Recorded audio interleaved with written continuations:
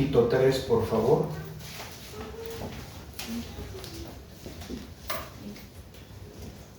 Tito, capítulo 3, verso del 8 al 11. Tito, capítulo 3, verso del 8 al 11. Y dice: palabra fiel es esta, y en cuanto a estas cosas quiero que hables con firmeza, para que los que han creído en Dios procuren ocuparse en buenas obras. Estas cosas son buenas y útiles para los hombres, pero evita controversias necias, genealogías, contiendas y discusiones acerca de la ley, porque son sin provecho y sin valor. Al hombre que cause divisiones después de la primera y segunda amonestación, recházalo, sabiendo que el tal es perverso y está pecando, habiéndose condenado a sí mismo. Son pasajes muy cortos, es un pasaje muy corto, pero a la vez es un pasaje muy profundo. El título es La brújula del creyente. La palabra de Dios. La brújula del creyente. La palabra de Dios. Voy a dar un poco más de contexto histórico, porque estoy seguro que le da más sabor a lo que estamos o a lo que acabo de leer, para que podamos comprender qué estaba sucediendo en ese tiempo, por qué Pablo les dice que no estén ocupándose en discutir acerca de la ley, que no la estén observando, que no estén observando las genealogías, pero tiene que haber un porqué. Y a través del contexto histórico vamos a comprender el porqué. Acompáñame a orar, por favor. Amado Dios, gracias por la unidad que creas en Cristo. Gracias porque Cristo es la cabeza de la iglesia. Y cada uno de los que aquí estamos somos miembros de un cuerpo, que funcionamos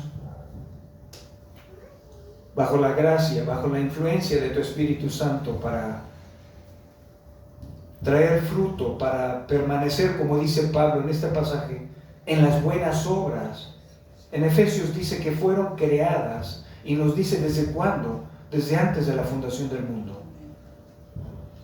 Gracias porque no somos precursores en esas buenas obras, ya estaban creadas.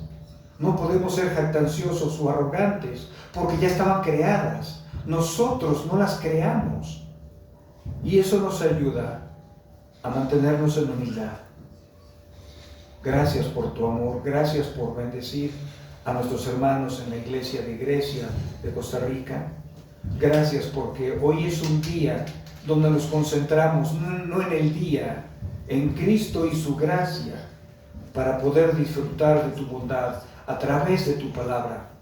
Mueve nuestras vidas a la obediencia en Cristo, para que sigamos aprendiendo. No solo queremos escuchar, no queremos ser oidores olvidadizos. Ayúdanos a recordar tu palabra, a rumiarla durante la semana para obtener el beneficio de la obediencia. En Cristo Jesús. Amén. Y amén. Vamos a verlo, el contexto un poco histórico, ¿verdad? Acuérdense que estaban en la isla de Creta cuando Pablo le estaba diciendo a Tito: quédate en Creta para que corrijas lo deficiente, para que pongas ancianos. No había ancianos. El gnosticismo, el ascetismo, el legalismo y otras doctrinas y los judaizantes, ¿verdad? O sea, los judíos querían judaizar a los nuevos creyentes. Los creyentes profesaban una fe, pero No coincidía su fe con su estilo de vida, porque como vimos en pasajes anteriores, eran flojos, eran pocos esforzados, eran rebeldes, eran mentirosos, ¿verdad? Eran habladores vanos y engañadores, especialmente, y vuelve a concentrarse en los de la circuncisión. ¿Quiénes eran los de la circuncisión? Los judíos. Lo contrario de las buenas obras que demandaba Pablo a Tito, ¿verdad?, era evitar involucrarse en discusiones insensatas. ¿Cuántos hermanos se friccionan, generan conflictos, porque uno cree que tiene la razón y quiere imponer su idea al otro? Pero son cuestiones que no son tan importantes, no son cristocéntricas, no son doctrinas primarias. Y se generan discusiones, ¿verdad?, insensatas, con los incontables falsos maestros que pululaban también en Creta. Hoy en día hay esos maestros, en especial los judaizantes, que insistían en que un cristiano debería de ser obediente a la ley mosaica. Una opinión torcida, ¿verdad?, que asaltaba la doctrina de la justificación por gracia. Si bien vemos en el verso 11 de Tito 3,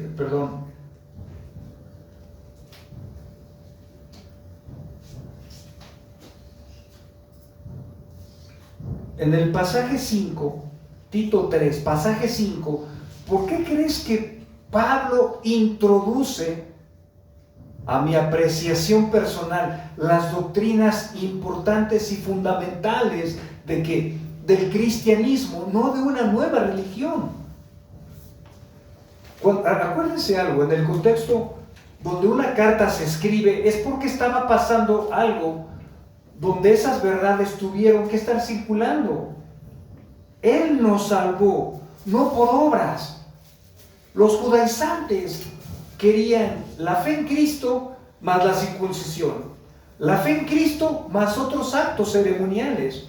Y Pablo tajantemente dice, Él nos salvó no por las obras que nosotros hubiéramos hecho de justicia, sino conforme a su misericordia, por medio del lavamiento, bautismo, de la regeneración y la renovación por el Espíritu Santo, que Él derramó sobre nosotros abundantemente.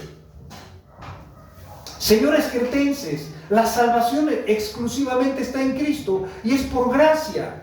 No tenemos que crear comportamientos, no tenemos que obedecer reglas, ritos, leyes mosaicas, ¿no?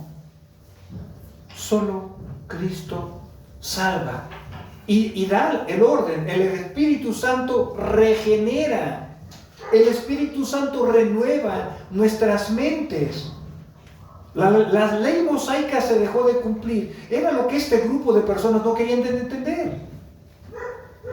La ley fue dada por Moisés, pero ese abre un parteaguas. La gracia y la misericordia vinieron junto con Cristo.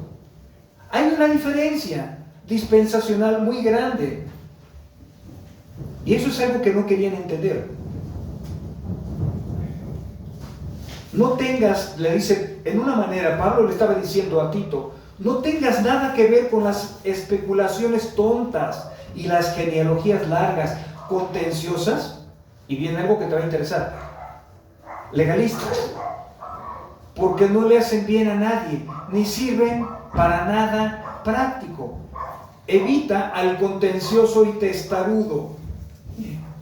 Después de advertírselo una o dos veces, porque debes darte cuenta de que se trata de una persona pervertida, que no es más que un pecador autocondenándose.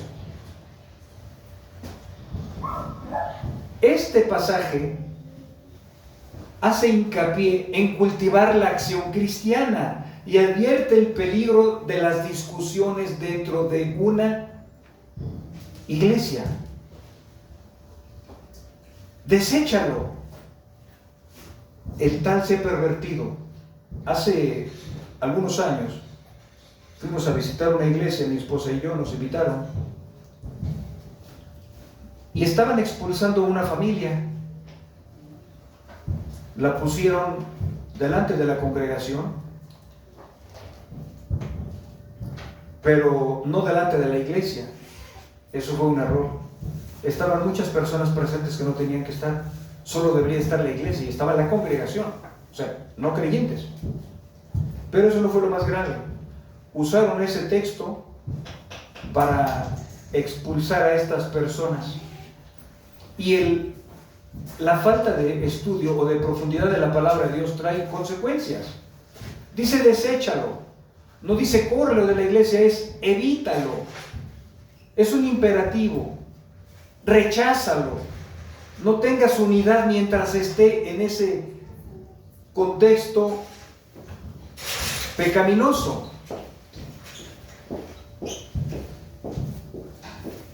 Ahora, fíjate algo importante acerca de la ley.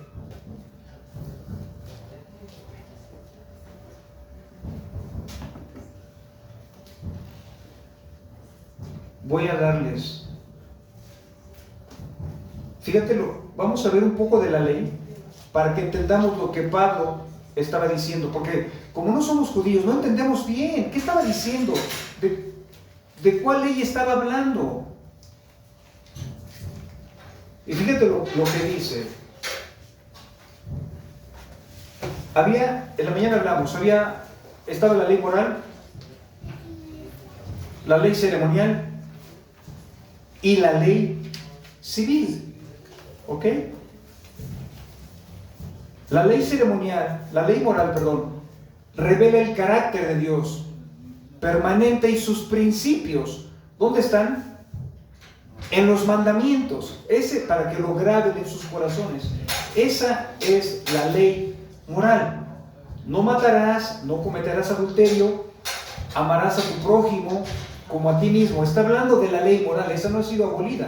Pero también Pablo les hablaba a Tito de la ley ceremonial, que trae discusiones. ¿Cuál es la ley ceremonial?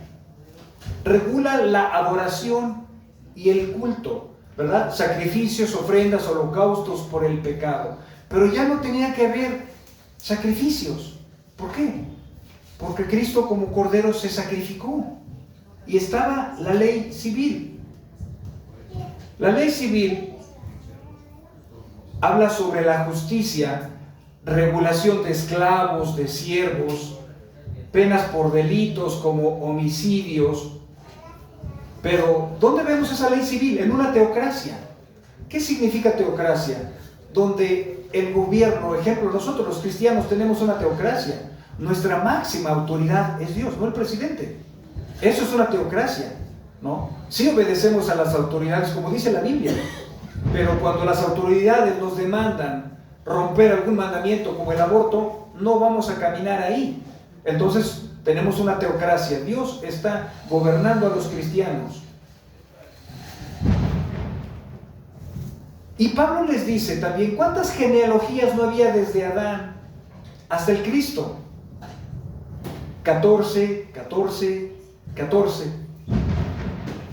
¿Qué hacían los judíos? Se concentraban en las genealogías inútiles que no tenían ningún provecho. Se concentraban dentro de la ley ceremonial. También había ritos de animales que eran inmundos, como el puerco, ¿recuerdan?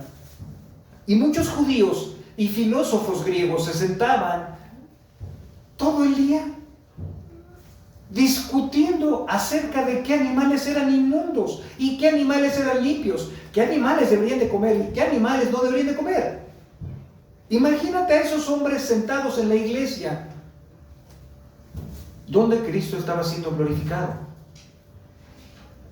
Ellos no estaban entendiendo que era otra dispensación, que Cristo cumplió la ley, que ya todos los animales, después de que Cristo vino, podíamos comerlos sin ningún problema de conciencia. Pero ellos, los falsos maestros, ¿verdad?, deterioraban las enseñanzas, se concentraban en la ley. Y en vez de que las personas nuevas convertidas avanzaran, había un retroceso. Habían, como dice el pasaje, habían discusiones. Por eso Pablo introduce en Tito, dice palabra fiel. Lo dice 5 veces en las epístolas paulinas. Esta es una palabra confiable. Estas cosas quiero que hables con firmeza, para que los que han creído, fíjate, los que han creído no se estén concentrando en las genealogías, no se estén concentrando que si los animales son inmundos o no son inmundos. Se estén concentrando, fíjate, ese es el énfasis. Se estén concentrando en la practicidad, se estén concentrando en la acción, se estén concentrando en el amor. ¿Qué provecho tenían las genealogías? Solo acarreaban discusiones. Solo acarreaban discusiones. Y eso era lo que no iba a edificar la iglesia. Comprendemos que los mandamientos morales reflejaban el carácter de Dios, ¿verdad? Pero no tenían que concentrarse en eso. Y los discípulos se querían concentrar en esas leyes, en esas genealogías, y generaban discusiones. ¿Qué provecho tenía para los nuevos convertidos que se la pasaran todo el día hablando de la ley, sin que el prójimo recibiera un beneficio de amor, en medio de la necesidad, del caos, un consejo? Ellos no tenían tiempo para eso. Les encantaba, parecía un buen pretexto, discutir la ley para no demostrar amor por las personas que estaban reunidas. Por eso Pablo dice, no tengas nada que ver con las especulaciones tontas y las genealogías y las peleas contenciosas y legalistas, porque no le hacen bien a nadie. Esto es algo de lo que tú te tienes que grabar. El legalismo no le hace bien a nadie. Y como aplicación, que ya había dado un contexto histórico sobre este libro, ¿cuántas veces nos encontramos con hermanos que dicen, no tienes que ver la tele porque eso es pecado? Eso es legalismo. No puedes escuchar a Luis Miguel porque eso es pecado. No puedes comprar el día de reposo. Alguien sonríe por ahí, ¿verdad? No puedes comprar porque eso es pecado. Eso es legalismo. Estar observando la ley que no edifica. Si tú no quieres comprar y para ti está bien en esa manera guardar en tu conciencia el día de reposo, no compres. Pero si compras, no pecas, porque Cristo cumplió la ley. Hay muchas cosas donde en las congregaciones generan discusión. En unas iglesias prácticamente dicen, las mujeres no pueden vestir con pantalón y menos el domingo. Pero eso es parte de la ley. No hay un mandamiento. Nada más lo que demanda es que las mujeres se vistan con modestia. ¿Verdad? El legalismo destruye. El legalismo coarta la libertad del creyente. ¿Qué es más del legalismo? Los fariseos, estarse fijando a ver quién hace algo y en qué momento, a ver quién hace una expresión de desaprobación, ¿verdad? A ver quién comete un pecado para ir por él. Ese es el legalismo. ¿Qué generaba el legalismo? Destrucción, desánimo, faltas de amor.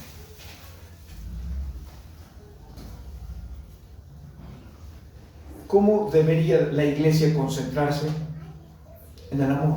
Si te acuerdas, en 1 Corintios 1:11, cuando iban a tomar la cena del Señor, dice, unos bebían vino, pero quiero aclararte algo. De una taza de vino, un tercio era agua, un tercio era vino, y 3/4 partes eran aguas, ¿no? Y a algunos se les pasaba la mano y sí llegaban a estar ebrios. Pero eso no solo era la gravedad, sino la gravedad es que llevaban comidas ricas y no las compartían con los pobres que no tenían que comer. ¿Qué sucedía? Que ahí se daba la practicidad del amor. No podían estar discutiendo sobre la ley todo el día y descuidar la parte más importante, el amor.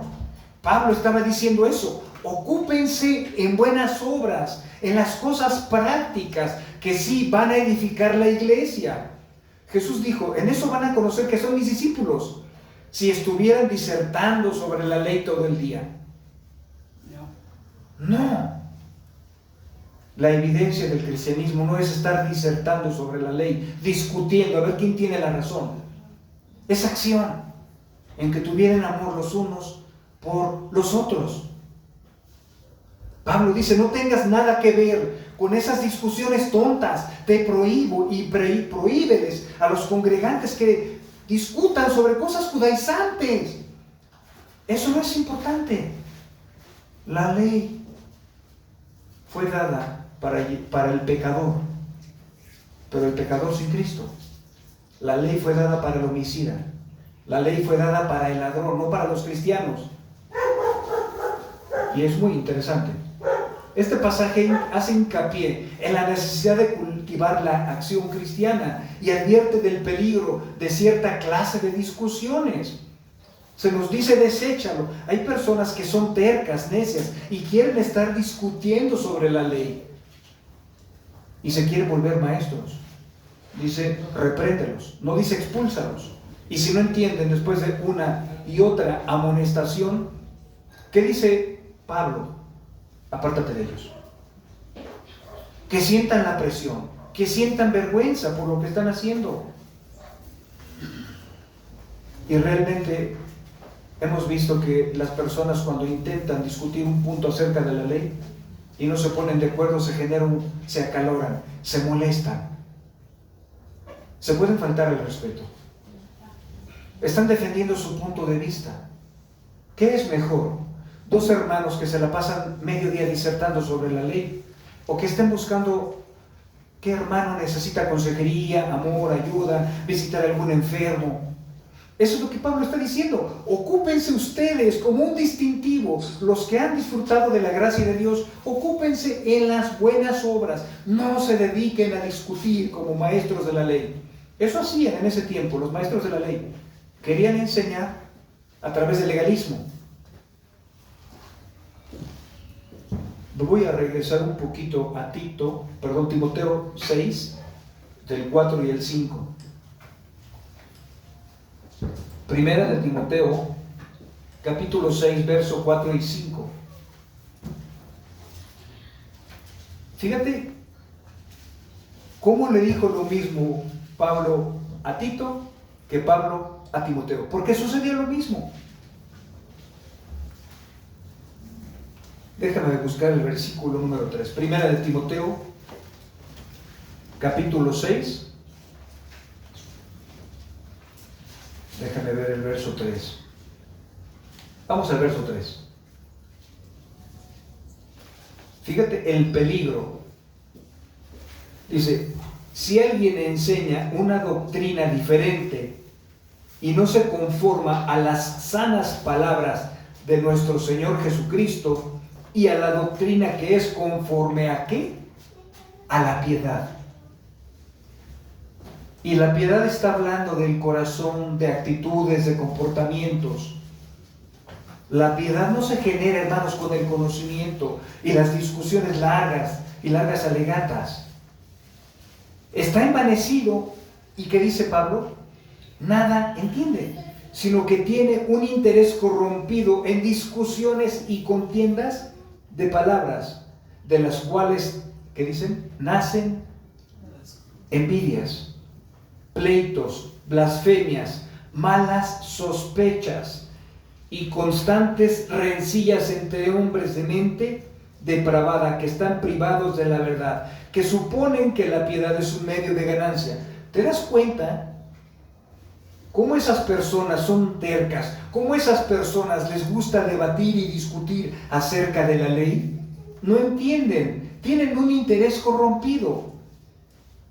Y los cretenses los maestros cretenses estaban igual, creando discusiones en las congregaciones, disertaciones largas de las genealogías, de la ley mosaica, que Jesús había abolido con su presencia, con su muerte, con su resurrección. En 2 Tesalonicenses 3, 14 y 15 dice: si alguno no obedece nuestra enseñanza en esta carta, señalad al tal y no os asociéis con él para que se avergüence. Sin embargo, Pablo no termina ahí. No lo tengas por enemigo, sino amonestadle como a un hermano. Cuando encontramos personas contenciosas, cuando encontramos personas que quieren hablar acerca de temas que solo traen desunión, tenemos que exhortarlos una y otra vez. Si no entienden, la iglesia tiene que apartarse de ese hermano. No es correrlo, se va a apartar para que él se avergüence. ¿Por qué? Porque en Romanos Pablo dice: el que no traiga esta doctrina, no lo recibas. El que no traiga la doctrina cristocéntrica, no lo recibas. William Barclay dice lo siguiente: el sentido más amplio de que un cristiano debe de practicar buenas obras para que sean útiles a otros. Las discusiones, ¿a quién le benefician? La segunda parte del pasaje advierte contra las discusiones inútiles. Y recuerden que en ese tiempo había filósofos griegos también, ¿verdad? Y ellos pasaban el tiempo discutiendo. Fíjate qué discutían. Problemas imaginarios, problemas que no se estaban suscitando. Ellos los creaban, se sentaban en mesas y se aventaban largos tiempos discutiendo acerca de algo que no estaba sucediendo. Y los rabinos judíos, construyendo genealogías imaginarias de las personas del Antiguo Testamento, los escribas judíos pasaban las horas muertas discutiendo lo que se podía y lo que no se podía hacer en sábado, y lo que era y lo que no era inmundo. Se ha dicho que existe el peligro de que uno se considere religioso porque discute cuestiones religiosas. Es mucho más fácil, fíjate, Barclay le pega al clavo. Es mucho más fácil discutir cuestiones teológicas. Vuelvo y repito, esto es importante, lo dice Barclay. Es más fácil estar discutiendo cuestiones teológicas que ser amable.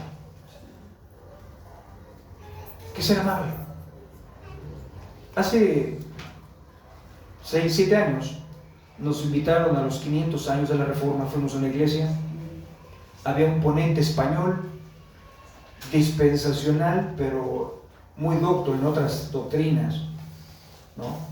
Y el ponente, pues, era un buen erudito, pero íbamos 3 personas, y alguien con los que yo iba, uno de ellos se acerca y le pregunta algo, y pude olfatear su despotismo, pude olfatear su impaciencia, y yo dije: madre mía, yo no le quise reclamar, pero esto que está pasando en los seminarios, los seminaristas que tienen un conocimiento bastante amplio de muchos temas, se olvidan del tema de representar la gracia de Dios a través del amor. Y esto es lo que está reprobando Pablo. Están creando discusiones, debates en las iglesias, pero no están demostrando la piedad. Hermanos, ¿qué es más fácil? Discutir sobre el dispensacionalismo, discutir sobre el calvinismo, pero no ser amable con los demás. La piedad no se genera discutiendo y a través del conocimiento, es a través de una actitud amable, humilde con las personas. Barclay fue muy acertado. Es mucho más fácil discutir cuestiones teológicas que ser amable y considerado y ayudar en casa. Parece legalismo, parece parte de la ley. A mí no me corresponde eso, entonces yo no lo hago. Es como en una iglesia. Imagínate que una hermana que está en el video se esté atrasando y le diga a otra, oye, ¿me puedes apoyar? Y la otra hermana le responda y le diga, a mí no me corresponde eso. Pero esté discutiendo acerca de la ley. ¿Qué provecho tiene? Pablo dice, no quiero esos personajes en la iglesia. Ocúpense en las buenas obras, ocúpense en brindar el servicio a los hermanos. ¿De qué sirve que entendamos la teología? ¿De qué sirve que entendamos las doctrinas correctamente si no estamos siendo amables, si no estamos siendo serviciales con los demás? Ese es el corazón, el énfasis de Pablo. Hermanos, debemos de ocuparnos en las buenas obras, porque las buenas obras están reflejando y representando el carácter cristiano. Yo no veo a Jesús enseñando y con un carácter agrio.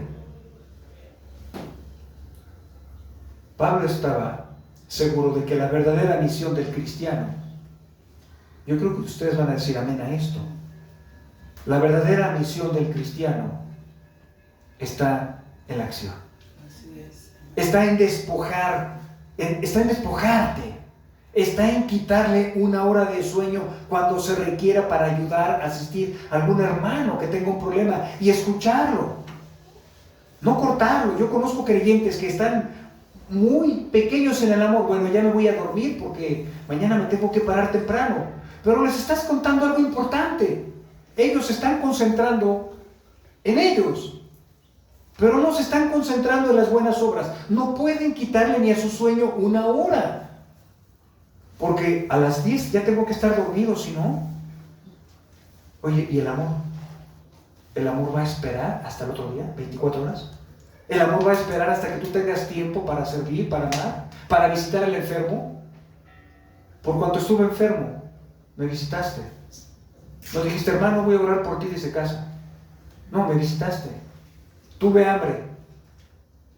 Uy, hermano, voy a orar por ti para que el Señor provea tu casa. ¿Qué espiritual eres, hermano? Santiago nos reprende. No améis de lengua. Haz algo, súplele la necesidad. Ese es el amor en acción. No las genealogías. No tener en nuestras mentes mucha información doctrinal. Hoy en día le decía al hermano Carvajal, a veces es penoso. Es penoso que las personas parecemos griegos, queremos conocimiento, y no está mal, pero el conocimiento sin amor no sirve de nada. El conocimiento sin la amabilidad no sirve de nada. ¿Para qué quieres el conocimiento si no va acompañado de amor, si no va acompañado de amabilidad? Si no llevas las cargas de tus hermanos porque dices, no, bueno, tengo mis 10 minutos de oración para mí. La verdadera misión está en la acción cristiana, no en las genealogías, no en la ley, no en las discusiones. Y sigue Barclay, eso no es decir que no cabe la discusión cristiana. A veces podemos debatir sobre un punto importante y que no estamos de acuerdo, pero aún para discutir hay reglas de amor, reglas de paciencia, tardos para hablar, prontos para oír. Hay una secuencia. La discusión que no conduce, dice Barclay, a la acción es siempre tiempo perdido. Pablo aconseja evitar al contencioso y testarudo. Nunca has visto a un hermano o nunca le has dicho, ay hermano, qué terco eres. Pablo dice, evítalos. Son infructuosos, son muy sabios en su propia opinión. No puedes grabar sus corazones porque ya están grabados de su conocimiento. Pablo aconseja evitar al contencioso y testarudo. Antes, en la antigua versión Reina Valera, al tal levita se le llamaba hereje. Y en griego es ereitikos. El verbo eire significa escoger y airesis significa partido. Entonces, ¿qué tiene que ver esto? En un principio la palabra no tenía sentido negativo. Este aparece cuando uno erige su propia opinión contra la enseñanza. Escoges un partido. Si Dios da un mandamiento de que no hay que discutir sobre genealogías, de que no hay que discutir sobre la ley, hay que resolver un problema y tú usas tu mente, ahí está airesis. Estás decidiendo poner tu criterio por encima de la verdad. Estás decidiendo poner tu criterio por encima de las Escrituras. Es una opinión contraria a la palabra de Dios. El consenso y la tradición de la iglesia. Un hereje es simplemente un hombre que ha decidido, ojo, que ha decidido que tiene la razón y los demás no. O lo que le dices, yo no lo veo de esa manera. Ya sé que tengo que hacer eso, pero ahí te va su punto de vista. Escúchate.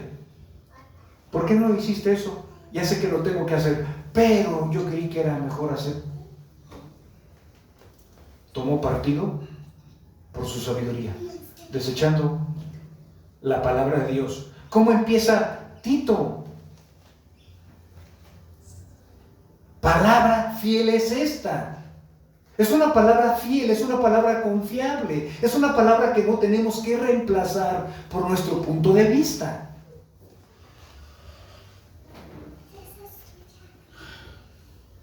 La advertencia de Pablo es contra el que se ha convertido sus ideas en la piedra de toque de toda verdad. Todo lo resuelve a través de lo que él cree que tiene que hacer. Todo lo resuelve a través de lo que él sabe que debe de hacer. Una persona sabe siempre tener cuidado con cualquier opinión que la separe de la comunión con los hermanos. Ahí es cuando tenemos que tener mucho cuidado. La verdadera fe no separa a las personas.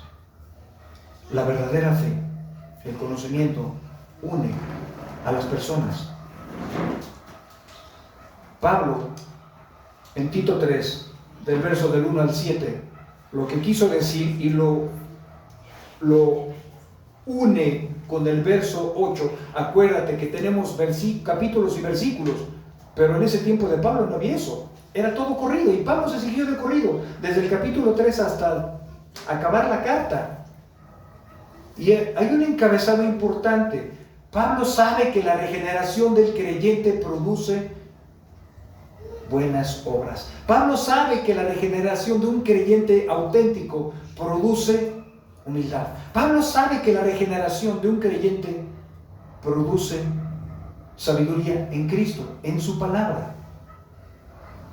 ¿No dice en Mateo 20:23? Llevad los unos las cargas de los otros y cumplir así la ley de Cristo. Está exaltando un propósito. Afuera cada quien en el mundo, cada quien hace lo que mejor le parece. Hay un individualismo, hay un egoísmo. Primero yo, después yo y al último yo. ¿Cómo la cosmovisión cristocéntrica es? Aquí no es primero yo, después yo y al último yo. Aquí es la acción. El conocimiento te debe de llevar a una acción, a servir a los demás. Que los demás puedan sentir el amor de Cristo a través de tu servicio, a través de tu tiempo, a través de tu dinero, a través de tu esfuerzo, a través de hablar por teléfono, un hermano. Pablo está concentrando su carta en la acción, no en las genealogías, no en las discusiones. ¿Cuántos hermanos hay que creen que saben mucho, pero no mueven un dedo al amor? Nunca visitan a nadie. En Hechos 2:46, fíjate lo que sí aprovechan las buenas obras. Día tras día, Hechos 2:46, día tras día, continuaban unánimes. Si tú ves en tu Biblia, dice eso, día tras día. Día tras día, ¿qué hacían? Continuaban juntos. Día tras día continuaban congregándose con un mismo propósito, unánimes en el templo. ¿Qué más hacían? Partían el pan. Hoy la gente tiene una disfunción mental. Es que si voy a la casa de mi hermano van a pensar que soy entrometido. Pues no conoces la palabra de Dios, por eso opinas eso, porque eso viene de tu mente, de tu distorsión. Día tras día continuaban unánimes en el templo y partiendo el pan, ¿dónde? En los hogares.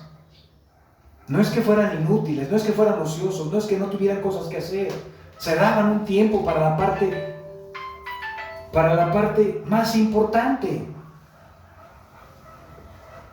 Comían juntos con alegría y sencillez de corazón. No se ponían a discutir sobre genealogías, no se ponían a discutir sobre la ley mosaica, no se ponían a discutir quién era primero, el huevo o la gallina. Era la practicidad, era el compartir el pan con alegría de corazón.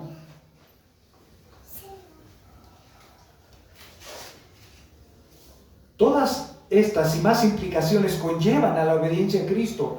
No solo es un conocimiento intelectual, es algo práctico, ocuparte en las buenas obras. ¿Qué pasa cuando tienes, como esto es aplicativo a la iglesia de hoy, y en el tiempo de Pablo no había celulares, no había televisión, no había videocaseteras, no había video, no había Netflix, no había YouTube, no había todo eso, ¿verdad? Spotify, no había todo eso, Snapchat, no había nada de eso. ¿Cómo puede ser aplicativo a nuestros tiempos? ¿Cuánto tiempo tienes libre? Y el poco tiempo que tienes libre, ¿estás viviendo en función en ocuparte a las buenas obras?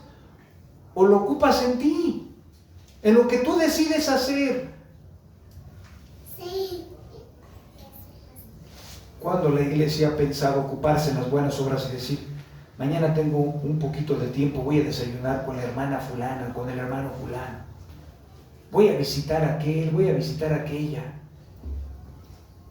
El problema es que cuando tienes un poco de tiempo, ¿a quién se lo dedicas? A tu persona, ¿no? A tus actividades, ¿no? ¿O no? ¿Y dónde están las buenas obras? Esta carta se predicó porque no lo estaban haciendo los hermanos. Eran disfuncionales. Y esta carta fue con todo el amor de Cristo para que los hermanos, ¿qué dice Pablo? Ocúpense en buenas obras. Piénsalo así. No estés viendo quién te está hablando. Cuando tienes un poco de tiempo,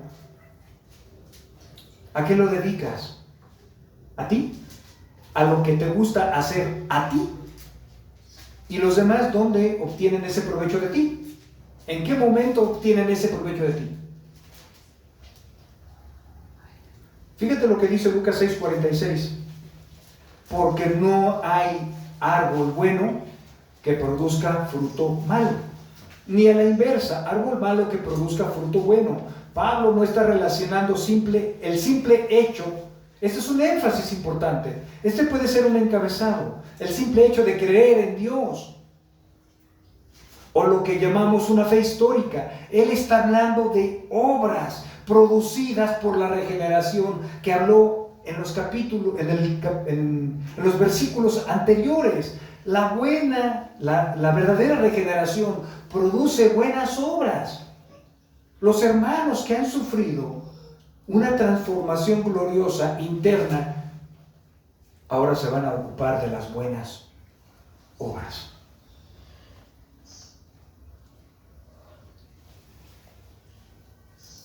Se abre una brecha que divide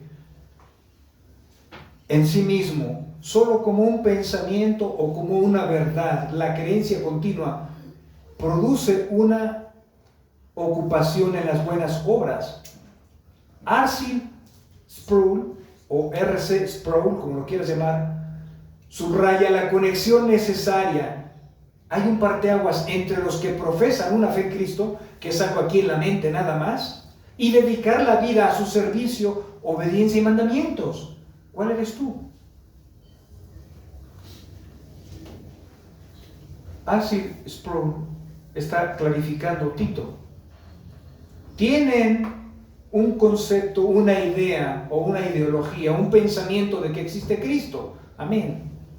Y así van a vivir toda su vida a través de esa creencia, nada más.